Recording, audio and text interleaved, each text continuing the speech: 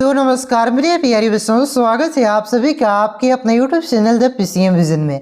प्यारे बच्चों, आज के इस वीडियो के माध्यम से हम लोग क्लास 8 हिंदी और मैथ जो आज यानी कि 11 नवंबर को जो आप सभी का वीकली टेस्ट एग्जाम हुआ है उसके आंसर की को बताने वाला हूं। तो साथ ही साथ आप लोग भी मिलाते चलिए और लास्ट में कमेंट करके जरूर बताइएगा कि आप लोगों ने कितना क्वेश्चन सही किया है। देखिए, जो भी बच्चे हमारी वीडियो को देख करके गए होंगे उन्होंने लगभग आपका मैथ और हिंदी दोनों में आपका लगभग सारा क्वेश्चन सही करके आए होंगे, क्योंकि मैंने आप सभी को जितना पढ़ाया था उससे एक भी क्वेश्चन आपका बाहर नहीं गया है। और आगे भी इसी प्रकार से जो आपका वीकली टेस्ट एग्जाम होने वाला है उसमें भी इसी प्रकार से आपका इंपॉर्टेंट क्वेश्चन कराने वाला हूं। साथ ही साथ जो आपका बोर्ड एग्जाम आने वाला है उसमें भी आपका इसी प्रकार से इंपॉर्टेंट क्वेश्चन कराऊंगा जो कि आपके डायरेक्ट एग्जाम में देखने को मिलेगा। ठीक है, तो चैनल पे आप लोग नए हैं तो चैनल को सब्सक्राइब अवश्य कीजिएगा। तो चलिए शुरू करते हैं और सबसे पहले यहाँ पे हम लोग हिंदी के आंसर की को जानते हैं, उसके बाद हम लोग मैथ के आंसर को जानेंगे। ठीक है, तो देखिए आपका हिंदी में पहला क्वेश्चन क्या पूछा गया था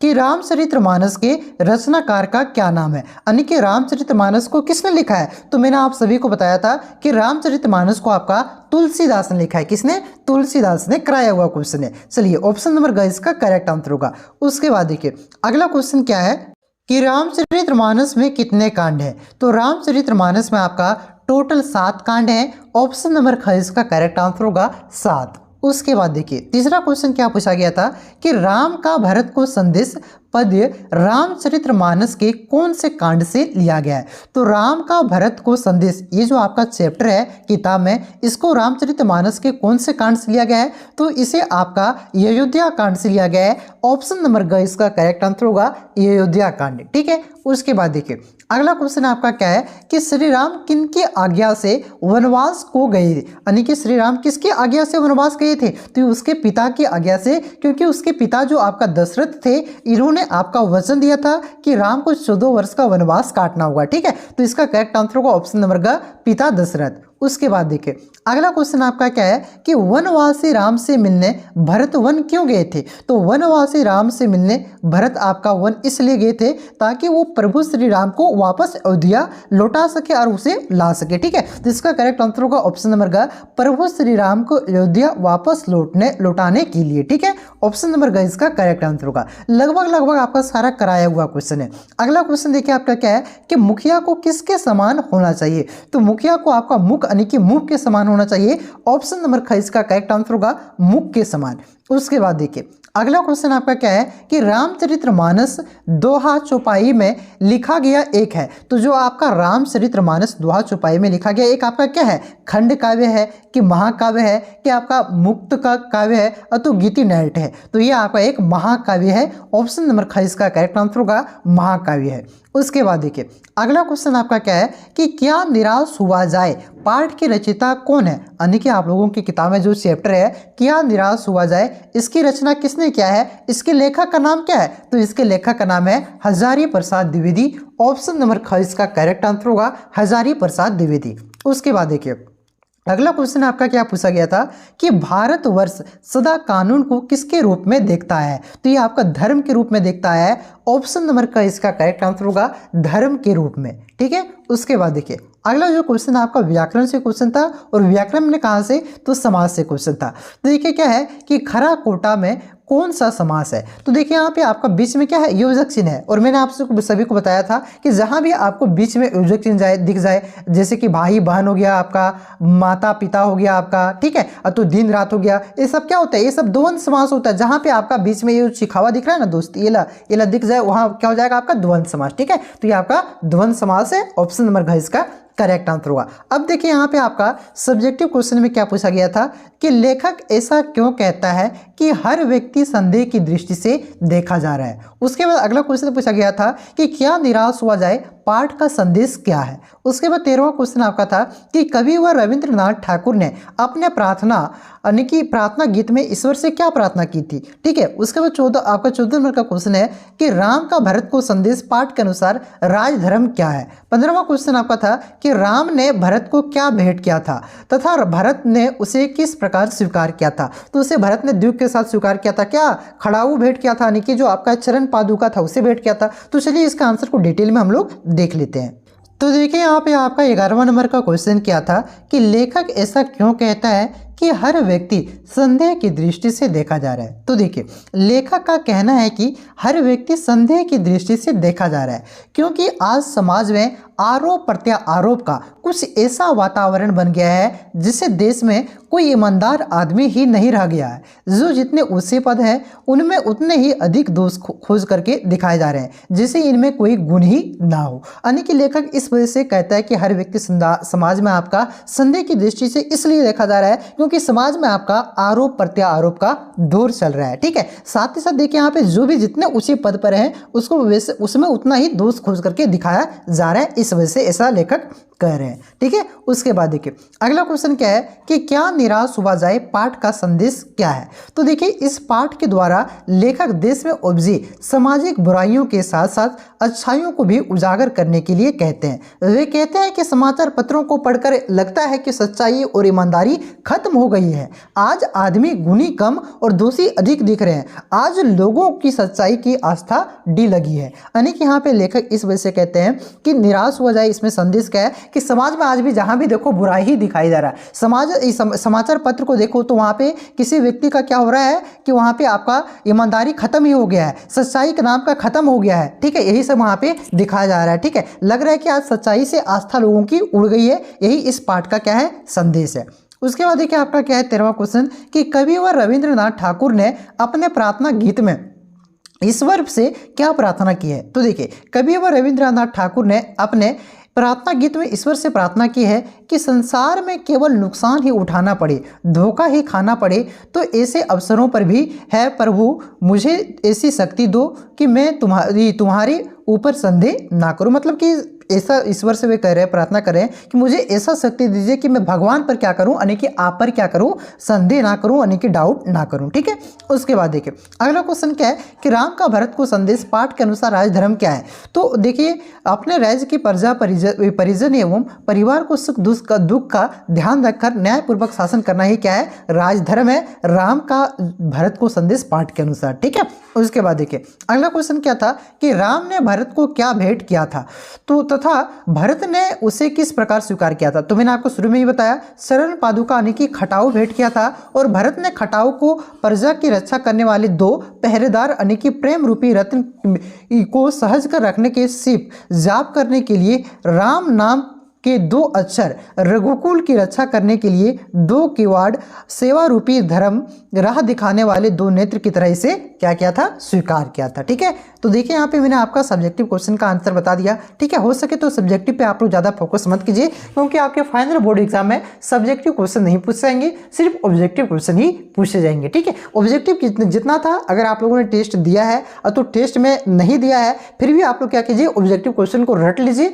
और सब्जेक्टिव पे ज़्यादा फोकस नहीं कीजिए। ठीक है, आपके लिए सोच रहे होंगे कि सर बताइएगा कि नहीं बताइएगा, तो मैंने सब्जेक्टिव भी डिमांड आता है तो मैंने बता दिया। ठीक है, चलिए अब मैथ के आंसर को हम लोग यहाँ पे देख लेते हैं।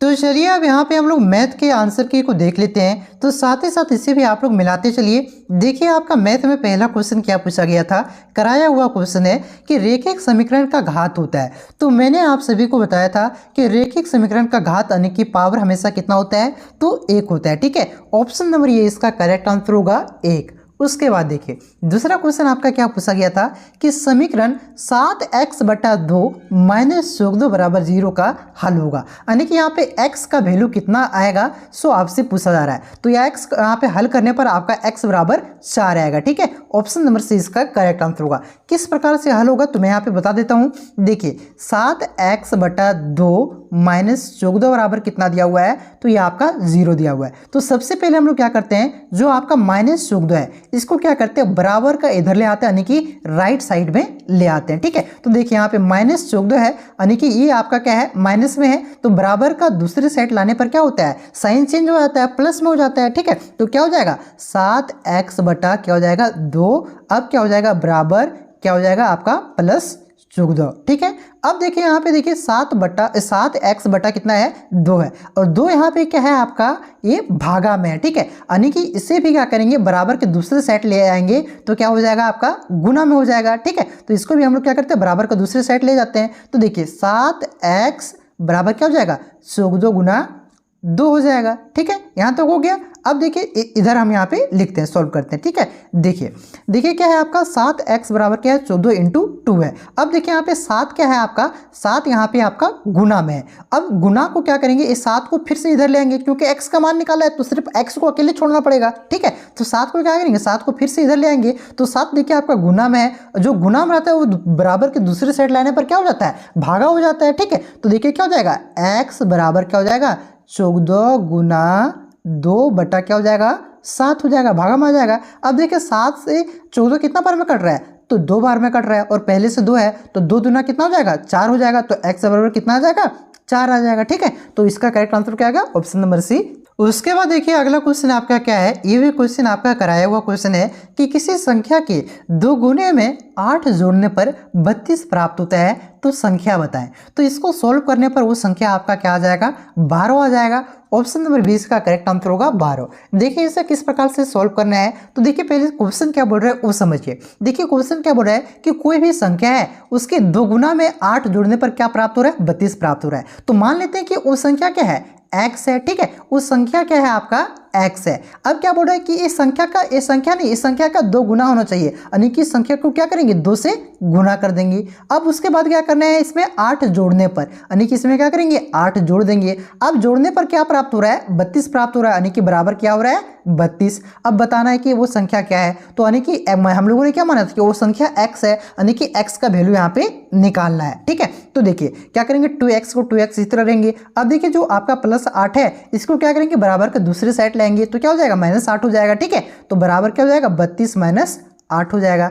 अब देखिए यहाँ पे क्या है, ये 2x 32 - 8, ठीक है। तो 2x यहाँ पे लिख देते हैं, 2x बराबर क्या हो जाएगा 32 - 8 क्या हो जाएगा -8, यानी कि 24 हो जाएगा, ठीक है। अब देखिए यहाँ पे 2 क्या है गुना में है। अब इसको क्या करेंगे दूसरे साइड बराबर कर ले आएंगे, तो क्या हो जाएगा आपका भागा में हो जाएगा, ठीक है। तो यहाँ पे क्या बचेगा सिर्फ x बचेगा, और यहाँ क्या हो जाएगा 24/2 हो जाएगा, ठीक है। 24/2 बराबर कितना आएगा 12 आएगा, ठीक है। तो x बराबर इस प्रकार से आपका 12 आएगा, ठीक है। चलिए अगला क्वेश्चन देखिए क्या है कि हल करना था 5x - 6 बराबर ये 2x + 15, ठीक है। इसको सॉल्व करना तो x का वैल्यू क्या आएगा, तो इसको सॉल्व करने से जो आपका x का वैल्यू आएगा ये आपका 7 आएगा, ठीक है। ऑप्शन नंबर डी इसका करेक्ट आंसर होगा। कैसे आएगा ये भी बता देते हैं। तो देखिए यहाँ पे क्या है 5x - 6 बराबर 2x + 15 है। तो क्या करते हैं हम लोग, सबसे पहले जो आपका x वाला है ना, x वाला को जो आपका दोनों x वाला को एक साइड कर देते हैं, और दोनों जो आपका संख्या है उसको एक साइड कर देते हैं, ठीक है। तो देखिए क्या हो जाएगा 5x,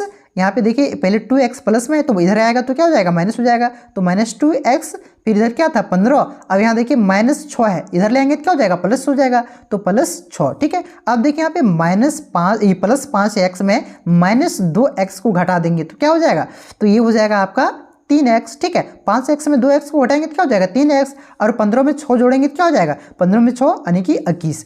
अब देखिए यहाँ पे 3 क्या है गुना में, बराबर के दूसरे सेट लाएंगे तो क्या हो जाएगा भागा में, तो x बराबर क्या हो जाएगा 21/3, ठीक है। 21/3 हो जाएगा, तो 21/3 बराबर कितना हो जाता है 7 आ जाता है भैया। 3 का पढ़ा में 21 कितना बार में आता है 7 बार में, तो इसका आंसर क्या हो जाएगा 7 आ जाएगा, ठीक है।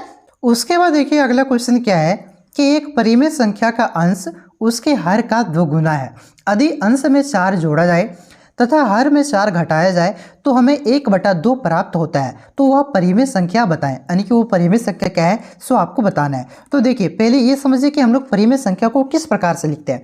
तो परिमेय संख्या को हम लोग अंश बटा हर के रूप में लिखते हैं, ठीक है, ये तो आप लोग जानते ही होंगे। अब देखिए क्वेश्चन क्या बोल रहा है कि जो उसका अंश है ना वो हर का क्या है 2 गुना है। तो मान लेते हैं हम लोग हर क्या है x है, तो ये x का 2 गुना क्या है अंश है, ठीक है। x का 2 गुना हो जाएगा आपका 2x, ये हो गया आपका। अब देखिए क्वेश्चन क्या बोल रहा है, ये जो आपका अंश बटा हर आया इसमें क्या करना है आपको, अंश में 4 जोड़ना है और हर में क्या करना है 4 घटाना है। तो देखिए यहाँ पे लिख देते हैं 2x बटा x। अब क्या करेंगे, अंश ऊपर वाला अंश है तो अंश में क्या करेंगे 4 जोड़ेंगे, अब हर में क्या करेंगे 4 घटाएंगे। उसके बाद हमें क्या प्राप्त होता है, तो 1/2 होता है, यानी कि बराबर 1/2। अब इसको हमको सॉल्व करना है, तो इसको सॉल्व किस प्रकार से करेंगे, तो देखिए तिरछा गुना करना है, तिरछा, ठीक है, कैंची वाला गुना। तो देखिए इसको गुना करेंगे तो क्या हो जाएगा, तो ये हो जाएगा 2 × 2x + 4 बराबर क्या जाएगा आपका x माइनस 4। ठीक है, किसी भी चीज़ को 1 से गुना करेंगे तो वही रहेगा। अब देखिए 2 से गुना कीजिए यहाँ पे 2x को, और 2 से फिर गुना कीजिए आपका 4 को। ठीक है, अब देखिए यहाँ पे 2 से गुना करेंगे तो हम यहाँ पे डायरेक्ट इसको लिख देते हैं। ठीक है, देखिए यहाँ पे मैं डायरेक्ट लिख देता हूँ ताकि आपको अच्छा से समझ में आ जाए। ठीक है, देखिए तो यहाँ पे 2 से गुना करते तो क्या जाता, ये आपका आ जाता ये 4x प्लस क्या आ जाता 8 बराबर क्या आ जाता x माइनस 4।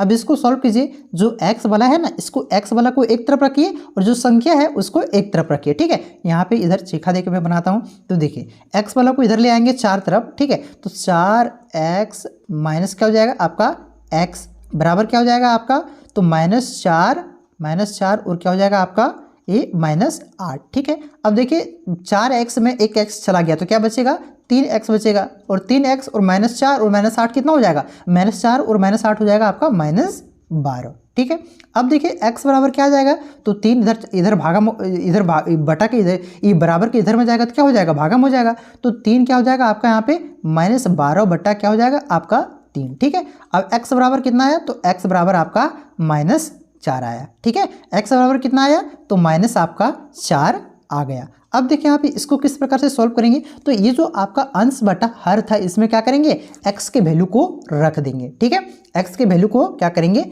रख देंगे। यहाँ पे देखिए आप क्या करेंगे, तो देखिए जो यहाँ पे देखिए 2 इंटू एक्स का वैल्यू कितना आया, तो -4। ठीक है, आप क्या करेंगे और फिर यहाँ पे x यानी कि -4, तो -4 ऊपर में भी और नीचे भी दोनों कट गया तो वो संख्या क्या आ जाएगा 2 आ जाएगा। ठीक है, तो ये संख्या क्या हो जाएगी परिमेय संख्या 2। ऑप्शन नंबर सी इसका करेक्ट आंसर होगा। थोड़ा सा लेंदी क्वेश्चन था, सब्जेक्टिव में आना चाहिए था 4 नंबर में, लेकिन ऑब्जेक्टिव में दे दिया था। बोर्ड एग्जाम में इतना लेंदी क्वेश्चन नहीं आता है। ठीक है, प्रीवियस ईयर उठा करके आप लोग देख सकते हैं। उसके बाद देखिए अगला क्वेश्चन आपका क्या था कि एक कुकर पर अंकित मूल्य 450 रुपया है तथा यह 360 रुपया में उपलब्ध है, तो बट्टा का दर ज्ञात करें। यानी कि कोई भी देखिए क्या होता है उसका जो प्राइस लिखा हुआ था उस समय एमआरपी वो कितना था, एमआरपी आपका 450 था और उसको बेचा कितना, सेलिंग प्राइस कितना था 360। यानी कि यहाँ पे देखिए डिस्काउंट कितना रुपए का मिल रहा है, तो 450 में घटा दीजिए ना जी 360 का। ठीक है, यानी कि 90 रुपये का यहाँ पे क्या हो रहा है आपका डिस्काउंट दे रहा है। तो ये 90 रुपये आपका कितना % डिस्काउंट दे रहा है, ये कितना % है 450 का, 100 आपसे पूछ रहा है। यानी कि टोटल कितना % का डिस्काउंट दे रहा है, 90 रुपया तो देख रहे हैं डिस्काउंट दे रहा है, लेकिन परसेंटेज में कितना दे रहा है, तो क्या करेंगे आपका क्या करेंगे परसेंटेज निकाल देंगे इसका। ठीक है, कि 450 का 90 कितना % है, तो 90 बटा क्या हो जाएगा 450 इंटू क्या हो जाएगा दोस्त, तो इंटू 100। ठीक है, यहाँ पे देखिए 1 0 कट गया आपका, 45 से 2 कितना बार 90 कितना बार में 2 बार में कट जाएगा, और यहाँ पे 2 गुना 10 यानी कि एक कितना हो जाएगा 20%। ठीक है, option number B correct answer होगा। चलिए अगला क्वेश्चन देखिए क्या है कि 10% वेट सहित मोबाइल की कीमत 5500 रुपया है, बिना वेट जुड़े मोबाइल का मूल्य है। तो देखिए क्वेश्चन क्या बोल रहा है समझिएगा। एक मोबाइल है, ठीक है, उस मोबाइल में अगर हम लोग 10% टैक्स लगा देते हैं तो उसका कीमत कितना हो जाता है 5500 रुपया हो जाता है। तो पूछ रहा है कि ये जो 10% टैक्स लगाए हैं ये बिना टैक्स लगाए मोबाइल का कीमत कितना था, सो आपसे पूछ रहा है। ठीक है, कि 10% जो टैक्स लगाए हैं ये नहीं लगाएंगे तो मोबाइल का कीमत पहले कितना था, सो आपसे पूछा जा रहा है। तो देखिए समझिएगा, मानते हैं कि मोबाइल का कीमत कितना था 100 रुपये था। ठीक है, 100 रुपये था। अब 100 रुपये में क्या करेंगे, इसमें 10% टैक्स लगाना है, तो 100 का 10% कितना होता है 10 होता है, तो इसमें 10 क्या करेंगे जोड़ देंगे। अब टैक्स लगाने के बाद इसका कीमत कितना हो जा रहा है 100 + 10 यानी कि 110 रुपये हो जा रहा है। लेकिन एक्चुअल में इसका कीमत कितना हो रहा है 110, तो हम लोग मान लिए 110 हो जा रहा है टैक्स लगाने के बाद, लेकिन एक्चुअल में कितना हो रहा है, तो 5500 रुपया हो रहा है। यानी कि 110 बराबर कितना हो जा रहा है आपका 5500 रुपया। ठीक है, तो देखिए इसको एक बराबर निकालना होगा एक ही नियम से, तो एक बराबर कितना हो जाएगा, तो 5500 बटा कितना हो जाएगा 110, कितना बार में कटेगा, तो 50 बार में कटेगा। ठीक है, देखिए यहाँ पे आपका 1 0 1 0 कटा, 11 से 550 कितना बार में कटता है, तो 50 बार में। ठीक है, 50 बार में यानी कि 1 बराबर 50 आया। और एक्चुअल में जो आपका मैंने शुरू में माना था तो कितना था 100 था, तो 50 × 100 करेंगे तो कितना आ जाएगा, तो ये आपका 5000 रुपये आ जाएगा। ठीक है, यानी कि बिना टैक्स लगाए इसका कितना हो जाएगा 5000, 5000 का 10% कितना हो जाएगा 500, यानी कि 5500 हो जा रहा है, आल तो जा रहा है। ठीक है, ऑप्शन नंबर ए इसका करेक्ट आंसर होगा। अगला क्वेश्चन देखिए क्या है कि 8000 रुपये का 2 वर्ष के लिए 5% वार्षिक दर से चक्रवृद्धि ब्याज ज्ञात करें। यानी कि कोई राशि है आपका 8000, तो 2 वर्ष में 5% की दर से टोटल चक्रवृद्धि ब्याज कितना होगा, सो आपसे पूछा जा रहा है। तो देखिए हम लोग जानते हैं कि जो आपका मिश्र धन होता है ये बराबर आपका फॉर्मूला क्या होता है, तो ये बराबर होता है आपका P × 1 + R/100 के पावर कितना हो जाता है आपका n होता है। n का मतलब कितना होता है, तो ये आपका एक तरह से टाइम को दिखाता है कि कितने वर्ष के लिए, ठीक है। तो देखिए यहाँ पे देखिए p यानी कि जो आपका मूलधन है, मूलधन कितना दिया हुआ है, तो मूलधन आपका 8000, p आपका कितना दिया हुआ है 8000 दिया हुआ है। अब देखिए एक प्लस करेंगे, r कितना दिया हुआ है, रेट कितना दिया हुआ, तो 5% दिया हुआ, यानी कि 5 बटा क्या हो जाएगा 100 हो जाएगा, ठीक है। और ऊपर में n की जगह क्या हो जाएगा आपका 2 वर्ष के लिए, यानी कि 2 हो जाएगा, ठीक है। अब देखिए 8000 का 8000 लिखते हैं हम लोग यहाँ पे। अब देखिए यहाँ पे 1 प्लस कितना हो जाएगा, अब इसको काटिए, देखिए ये कट रहा है आपका, हाँ 1 से 20 बार, 20 5 से कितना कट बार में कट रहा है 20 बार में, ठीक है। तो कितना हो जाएगा आपका 1 बटा क्या हो जाएगा 20 हो जाएगा, और ऊपर में पावर कितना हो जाएगा 2 हो जाएगा, ठीक है। अब देखिए 8000, यहाँ पे 8000 होगा, 800 लिख दिए थे, तो 8000। अब देखिए एलसीएम लीजिए, 1 प्लस 1 बटा 20, यहाँ पे कुछ नहीं है बटा, मानी कि 1 है, ठीक है। तो 1 और 20 को एलसीएम लेंगे तो कितना आएगा 20 ही आएगा। अब 20 से देखिए यहाँ पे कितना बार कट रहा है, यानी कि 20 बार में, तो यहाँ पे 20 प्लस क्या हो जाएगा 1 हो जाएगा इंटू 2। यहाँ तक समझ में आ गया। अब 20 प्लस से कितना हो जाएगा 21 बटा 20, ठीक है। तो वही यहाँ पे फिर से मैं लिख देता हूँ, देखिए क्या हो जाएगा 8000 गुना क्या हो जाएगा, गुना हो जाएगा आपका 20 बटा 21, सॉरी हाँ 21 बटा 20 हो जाएगा, ठीक है। 21 बटा 20 हो जाएगा, यहाँ पे फिर से लिख देते हैं 21 बटा 20, ठीक है। चल नहीं रहा है, हाँ 21 बटा 20। अब पावर कितना था 2 वर्ष के लिए, यानी कि 2। अब इसको सॉल्व करिए, तो ये बराबर आपका क्या हो जाएगा 8000 गुना 21 बटा 20 इंटू 21 बटा 20, ठीक है। पावर 2 है, यानी कि 2 बार गुना करना पड़ेगा। तो देखिए नीचे आपका कितना जीरो है, 1 0 2 0, ठीक है। ऊपर में कितना जीरो है, तो 2 0, तो 2 0 आपका कट गया। अब देखिए नीचे क्या है 2 और 2, यानी कि 2 दूना 4, तो 2 दूना 4, 80 से 80 आपका 4 से कितना बार में कटेगा, तो 80 4 से आपका 20 बार में कटेगा, ठीक है। यहाँ पे कितना बार में कटेगा, तो आपका 20 बार में कटेगा। अब देखिए यहाँ पे 21 गुना 21, तो यहाँ पे क्या आ रहा है, तो 20 नीचे लिख देते हैं, 20 गुना 21 गुना 21, इस तरह से आएगा। तो इसको गुना करने पर कितना आएगा, तो इसको गुना करने पर आपका ये बराबर कितना आ जाएगा, तो ये बराबर आपका आ जाएगा 8820। ये आपका आंसर नहीं हुआ, ये आपका क्या होता है, ये आपका मिश्र धन होता है, यानी कि इसमें आपका मूलधन प्लस ब्याज को क्या कहते हैं, मिश्र धन कहते हैं। तो मूलधन प्लस ब्याज होता है, ठीक है। तो क्या करेंगे इसमें हम लोग, क्या करेंगे, जो आपका मूलधन था उसको हम लोग घटा देंगे। कितना मूलधन था, तो 8000 था, 8000 हम लोग क्या करेंगे घटा देंगे। तो 8000 घटाने पर क्या होगा, आपका ब्याज कितना आ जाएगा 800 आ जाएगा, 820। तो यही क्या हो जाएगा आपका चक्रवृद्धि ब्याज, ठीक है। Option number D correct answer होगा।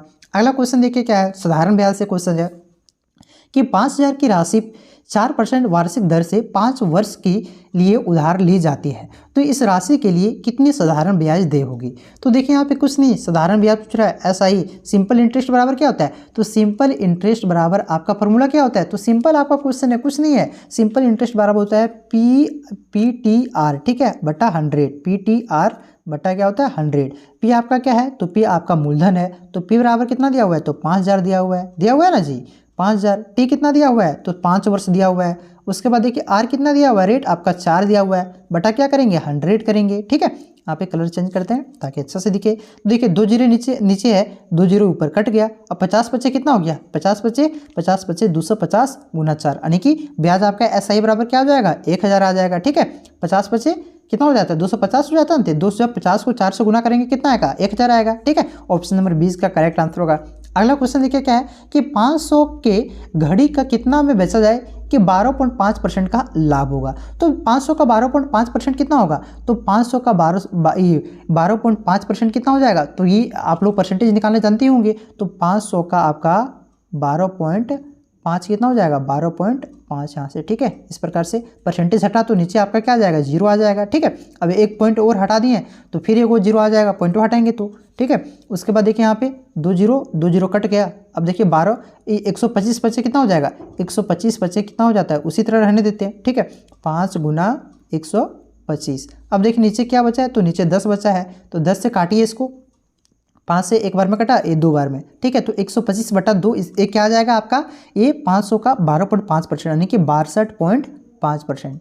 तो 500 का 12.5% कितना आता है, तो 62.5 आता है। तो ये कितना आ रहा है, ये लाभ आ रहा है। तो कितना में बेचना पड़ेगा, बेचना मूर लेके बेचेंगे ना जी। तो मूर लेके, मूर कितना था 500 था, तो 500 प्लस 62, ठीक है। 500 प्लस 62 कितना हो जाएगा 562.5 आ जाएगा। ठीक है, इतना बेचने पर आपका 562.5 रुपये में बेचने पर कितना फायदा होगा 12.5% का फायदा होगा। तो 562.5 ये 5 का है, तो ये आपका ऑप्शन नंबर डी में। ठीक है, अब देखिए आपका सेक्शन बी है। सेक्शन बी में आपका सब्जेक्टिव क्वेश्चन है और सब्जेक्टिव क्वेश्चन आपके एग्जाम में फाइनल एग्जाम में नहीं पूछ जाएंगे।